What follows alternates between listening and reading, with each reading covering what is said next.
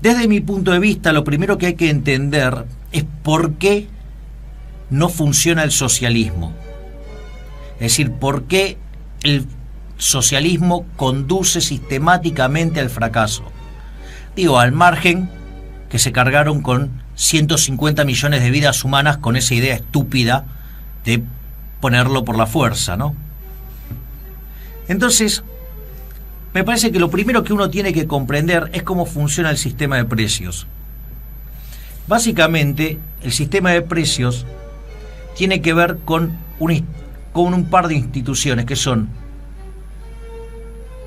los intercambios voluntarios, a ver si me entienden, intercambios voluntarios. Es decir, nadie hace transacciones si espera estar peor después de la transacción. ¿Ok? Digamos, todos lo hacen esperando ganar algo. Y las dos partes se benefician con el intercambio. Y la segunda es el dinero. De este modo, cuando ustedes entregan dinero a cambio de un bien, eso genera un registro histórico que se llama precio, que es un registro histórico. Ese precio se vuelve una señal que se transmite al resto del sistema económico, porque lo que es muy importante es que el conocimiento está disperso a lo largo de todos los individuos de la economía. Pero lo fabuloso de la magia del sistema de precios es que hace que nos coordinemos en torno de esa señal, donde cada uno decidirá si quiere comprar o vender o no hacer nada respecto a un determinado bien, a un determinado precio. ¿Esto qué quiere decir? Que los agentes entonces empiezan a colaborar en el proceso de mercado en función de la señal del precio. Y en la medida que la demanda supere la oferta, el precio tenderá a subir, mientras que cuando la oferta exceda la demanda, el precio tenderá a caer. Y eso logra que todo ese conocimiento disperso sea utilizado por los agentes en favor de toda la economía. La idea de la mano invisible de Adam Smith, cada uno guiado por sus propios deseos, contribuye al bienestar general. Es decir, la población se coordina para hacer trabajar el sistema de información y que toda esa información que está dispersa actúe como una unidad. Y esa es la magia del sistema de precios. Una vez que uno entiende cómo funciona la lógica del mercado, entonces uno debería preguntarse por qué aparece la intervención del Estado. Donde la intervención del Estado siempre, por definición, es violenta. Básicamente porque lo que hace es vulnerar los resultados emergentes de los intercambios voluntarios hechos por la gente. Por eso siempre la intervención del Estado es violenta. Siempre genera daños. Básicamente los tipos de intervención que ejecuta el Estado son de tres tipos. El primer tipo de violencia que genera es lo que se llama la violencia autística. La violencia autística es, por ejemplo, la que aplicaron durante la Revolución Rusa, donde básicamente la gente tenía que entregar sus propiedades o los mataban. Es decir, el Estado toma algo a cambio de nada. En este caso, digamos, tomaban vidas humanas. Aquellos que no se sometían al régimen, aquellos que no se sometían a esa idea de que la sociedad está por encima del individuo, eran aniquilados. Por eso el comunismo nunca se estableció por mano buena. Siempre fue de modo violento, y por eso se cargaron 150 millones de seres humanos. Es decir, no solo que es un régimen que generó pobreza, sino que además es un régimen asesino. A lo igual que la isla cárcel de Cuba, a lo igual que Corea del Norte. El segundo tipo de violencia que aplica el Estado es lo que se llama la violencia binaria, que es el caso, por ejemplo, de los impuestos. Es decir, hay una coacción. Es decir, si usted no paga los impuestos, viene el Estado y le pega un garrotazo en la cabeza. Es decir, básicamente lo mete preso. Y esto es así, ¿eh? Miren ustedes, Al Capone era supuestamente un traficante, eso tiene que ver con la letra escrita de la ley. Era un asesino, era un gángster, era un montón de cosas. Ahora terminó yendo preso por evadir impuestos. Es decir, el Estado es lo más ineficiente que existe, salvo que le toquen la plata a ellos. Si no, miren el caso de lo que fue el accionar de Horacio Larreta en el caso Uber. Si tienen alguna duda, miren eso. Por eso hay un artículo mío que lleva el nombre de Uber, la gente Uber y la violencia del Estado. Básicamente inspirado en el libro de Rothbard, El hombre, la economía y el Estado. O sea, la gente Uber y la violencia del Estado era el artículo mío, que está en Infobae. El tercer tipo de violencia que aplica el gobierno o el Estado es lo que se llama la violencia triangular. Bueno, esto, digamos, el kirchnerismo lo aplicó a Piacere muy fuertemente, en especial en los últimos 4 años, de la mano de los marxistas Kichilov y Costas. Bueno, marxistas keynesianos, o sea, combinan las dos cositas, o sea, unos divinos. Entonces, ¿qué es lo interesante de lo que es la violencia triangular? Por ejemplo, el cepo es violencia triangular. Es un control de precios.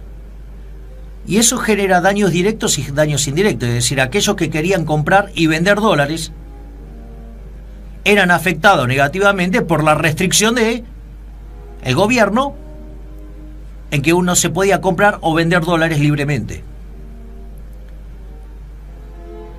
Y como lo pusieron debajo del nivel de equilibrio, había un exceso de demanda, que eso derivó en que el gobierno, de 52.000 millones de dólares de reservas, entregara prácticamente la situación en términos negativos, ¿no? Porque cuando ustedes limpiaban los encajes de los bancos, la deuda con China, tomada para financiar este delirio, y la deuda con importadores, efectivamente las reservas netas de Argentina eran negativas. O sea, que además generaron esa situación, generaron el problema del sobrante de dinero, y ese exceso de demanda que se traducía en el mercado cambiario traía como consecuencias en el resto de los mercados un exceso de oferta, que implicaba caída del PBI per cápita en el mercado de bienes, que implicaba caída de la demanda de trabajo en el mercado de trabajo, con lo cual, digamos, el gobierno, ¿cómo lo ocultaba? Lo ocultaba de dos maneras. Lo ocultaba mintiendo las estadísticas de la gente que quería trabajar, o sea, de la población económicamente activa, y lo mentía contratando empleados públicos. A su vez también había un exceso de oferta en el mercado de moneda, con lo cual se generaba inflación. Es decir, miren cómo aparece con claridad el daño directo y el daño indirecto. Entonces la pregunta es, ¿pero qué sentido tiene entonces aplicar estas cosas? Si cada vez que se aplican generan un desastre económico, y ese desastre económico genera más demanda de intervención, y esa mayor demanda de intervención implica un avance sobre las libertades individuales, que cuando ese avance se profundiza y adquiere una determinada posición del Estado adentro de la economía, esto deriva ¿en qué? Deriva en una solución totalitaria. Entonces la pregunta es, ¿por qué el socialismo es un error teórico? Y básicamente hay dos argumentos. Dos familias de argumentos, por decirlo de alguna manera. Están los argumentos de índole estática y están los argumentos de índole dinámica. El primer problema del socialismo es la información. Es decir, cómo ustedes logran reemplazar el mecanismo de coordinación del mercado, donde el conocimiento disperso en la cabeza de cada uno de nosotros en la sociedad, lo usamos para coordinarnos en función de eliminar la escasez. En el sentido de que no haya exceso de demanda, estoy hablando, ¿no? Si no estaríamos en el cielo y sería, la dinámica del problema sería distinta. Fíjense que es imposible poder recolectar toda esa información y que pueda ser manejada por un solo ser humano. O sea, es imposible que un ser humano pueda tener conciencia de lo que pasa en todos los bienes, en todos los mercados de bienes, pasado, presente, futuro, conociendo tanto las tecnologías de hoy, del pasado y del futuro, conociendo las preferencias de los individuos, tanto pasadas, presentes como futuras. De ahí que el último libro de Hayek se llamaba La fatal arrogancia, porque el único que podría tener omnisciencia, omnipresencia y omnipotencia para hacer todas esas tareas sería Dios.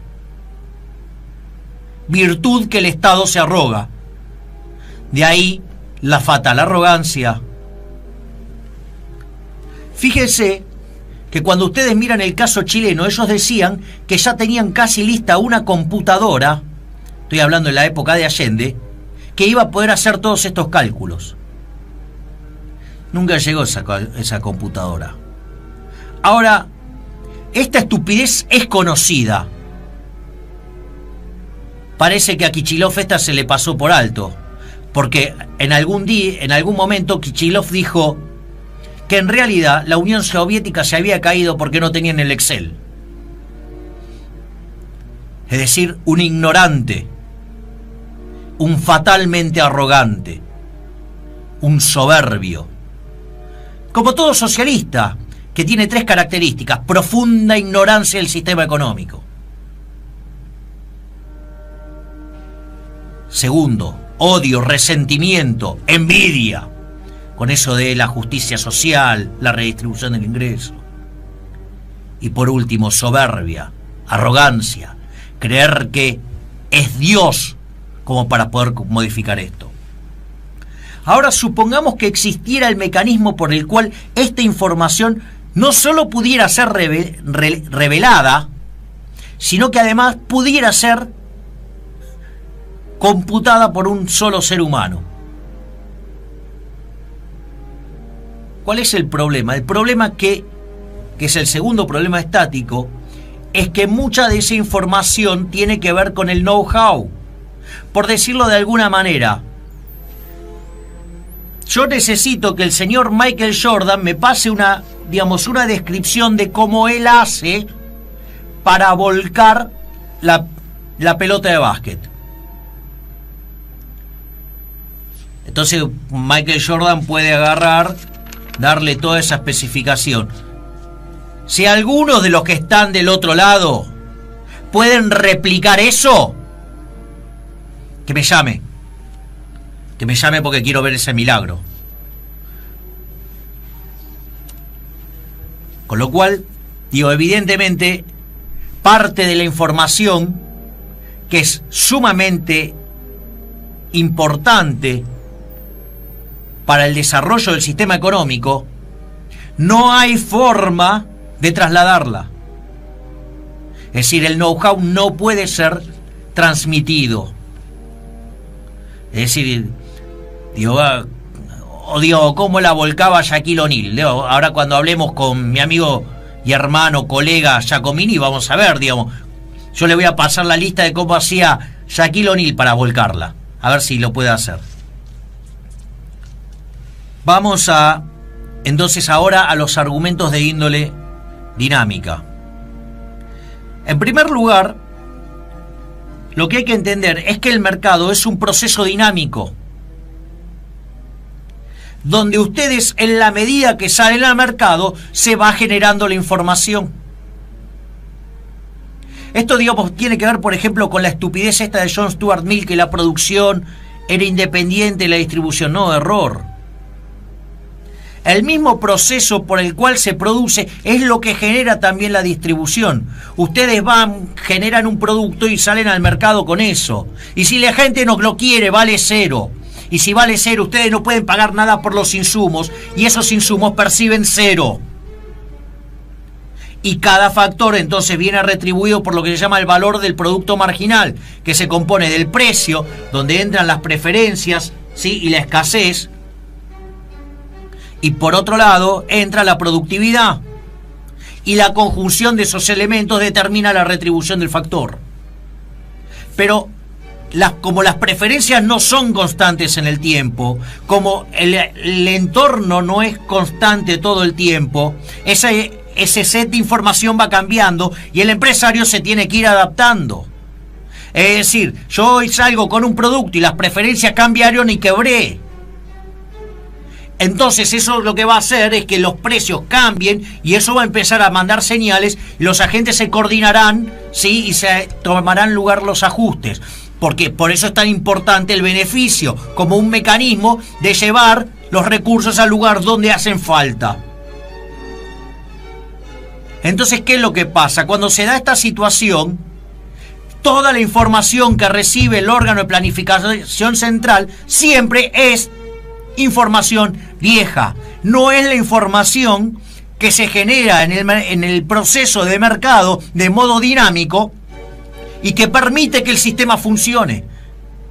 Por eso siempre el socialismo es torpe, por eso siempre llega tarde, por eso siempre hace todo mal.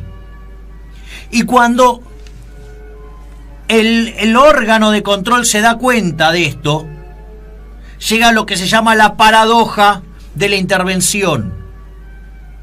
¿Por qué? Porque si interviene, daña el funcionamiento del sistema económico.